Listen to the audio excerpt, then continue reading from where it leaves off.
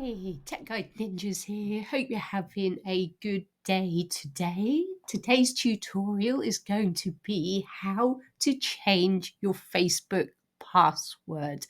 So all you need to do is open up your Facebook account. In the top right hand corner, click on your picture and scroll down to settings and privacy. From there, you need to click on settings.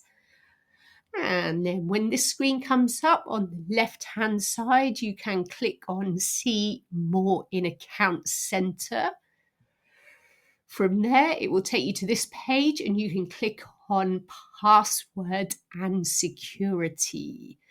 So from there, you can click on the tab at the top, which is change password.